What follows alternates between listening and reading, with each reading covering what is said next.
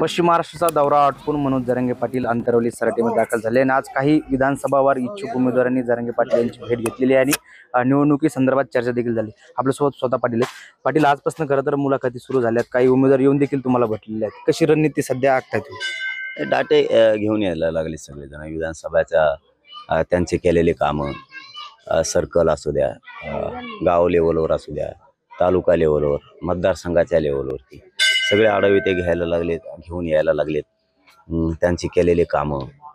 कारण उमेदवार म्हणल्याच्या नंतर सगळ्या जाती धर्माला काम करणारा माणूस असला पाहिजे, कारण राजकारण आणि आंदोलन ही वेगळा वेगळा भाग आहे। इथं आपल्याला सगळ्या जातीसाठी काम करायचं, शेतकऱ्यासाठी काम करायचं, तर त्यांनी सगळे समावेशक ते आहेत का? कारण इथं जातीचा प्रश्न नसतो राजकारणात। आंदोलनात ठीक आहे, आंदोलनाचा भाग वेगळा, राजकारणाचा भाग। गोरगरिबाला न्याय द्यायचा म्हणल्यावर जात ही पुढं नाही आणायची, असे बी उमेदवार असणं गरजेचं आहे, सगळ्याला धरून चालणारे असणं गरजेचं आहे। हे समोरच्या लोकांनाही गोरगरिबांना वाटलं पाहिजे की हा माणूस आमचं काम करू शकतो। पाटील, खरं तर 29 ऑगस्टला आपल्या आंदोलनाला 1 वर्ष पूर्ण होते आणि त्या दिवशी महत्त्वाची बैठक तुम्ही बोलवलेली, त्या दिवशी काय घोषणा होऊ शकते? काही तिसऱ्या आघाडीची काही घोषणा होऊ शकते की स्वतंत्र लढणार आहेत? आता 29 आज कसं सांगता यायचं, कारण 14 ते 20 आपण आढावा घेतोय सगळा मतदारसंघातला। सगळ्या जाती धर्माचे लोक राज्यातले जेवढे मतदारसंघ आहेत त्यातले येतील, ज्यांना यायचं ते आढावा घेणार आहेत। आणि 20 ते 27 कोणते समीकरण जुळतात, कोणत्या जाती धर्माचे लोक, त्यांचे असणारे सामाजिक नेते सगळ्या जाती, काही जाती धर्मामध्ये गुरु येतं, काही मध्ये धर्मगुरू येतं, असे कोणाकोणाचे समीकरण जुळतात हेही 20 ते 27 आपण बघणार आहे।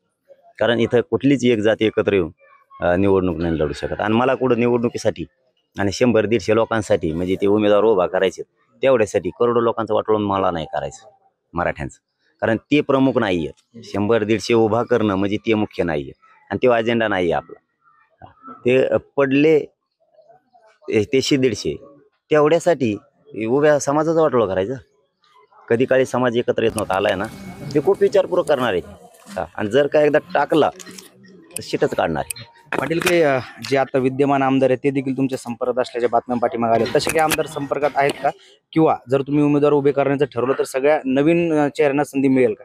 आता ते सगळं ठरवून होणार आहे, ते वेळोवेळी बैठका ते ठरवून होणार आहे। आपल्याला प्रत्येक ठिकाणी जर विजयच मिळवायचा हेच जर आपला उद्देश असेल, आरक्षण मिळवायचं, समाज मोठा करायचा, शेतकरी मोठा करायचा उद्देश असेल, तर काही गोष्टीत मागं पुढं व्हावंच लागतं।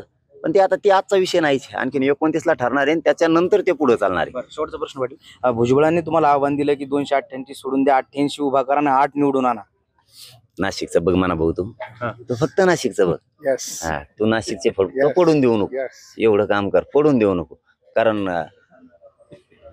कारण तुला नंतर सांगा मला। धन्यवाद। जे होते मनोज जरांगे पाटील। खरं तर आजपासून जे आहे विधानसभा वार इच्छुक उमेदवारांच्या मुलाखती म्हणा किंवा डाटा जमा करण्याचं काम सध्या या ठिकाणी सुरू आहे। जे इच्छुक आहेत ते मनोज जरांगे यांची भेट घेण्यासाठी अंतरवली सराटीमध्ये दाखल होतात। शेवटी विधानसभा निवडणूक लढवायची का आमदार पाडायची की निवडून आणायची, हा निर्णय जो आहे तो 29 ऑगस्टच्या बैठकीत होणार असल्याचं देखील मनोज जरांगे यांनी सांगितलं।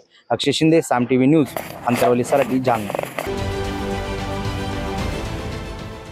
देश विदेशातील प्रत्येक घडामोडींचे लाईव्ह अपडेट मिळवण्यासाठी आता साम टीव्हीच्या सर्व सोशल मीडिया प्लॅटफॉर्मला लाईक, फॉलो आणि सबस्क्राईब करा। तसंच सर्व नोटिफिकेशनसाठी बेल आयकॉन प्रेस करायला विसरू नका।